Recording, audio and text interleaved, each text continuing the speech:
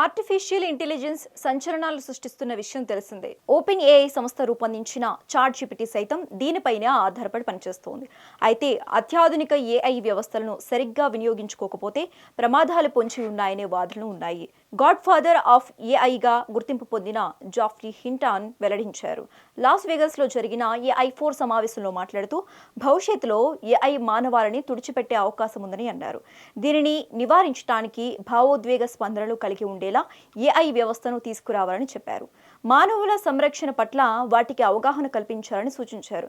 ప్రస్తుతం ఏఐ వ్యవస్థలు మానవుల నియంత్రణలోనే ఉన్నాయని, ఎప్పటికీ అలాగే కొనసాగుతాయని, భవిష్యత్తులో ఏఐ మానవ మేధస్సును అధిగమించిన తర్వాత మనం పెట్టిన పరిణామాలను దాటగలిగే మార్గాలను అది అన్వేషిస్తుందని పేర్కొన్నారు. ఇటీవల ఓ ఏఐ వ్యక్తిగత రహస్యాలు బయటకు చెప్పేస్తానంటూ ఇంజనీర్ను బెదిరించాడని, భవిష్యత్తులో మానవులు ఇటువంటి అనేక సమస్యలను ఎదుర్కోవాల్సి వస్తుందని హెచ్చరించారు. అందుకే తల్లి బిడ్డల రీతిలో భావోద్వేగ స్పందనలు కలిగి ఉండేలా ప్రత్యేక ఏఐ వ్యవస్థను రూపొందించాలని సూచించారు. తద్వారా మానవాళికి ముప్పు తగ్గే అవకాశం ఉందంటున్నారు.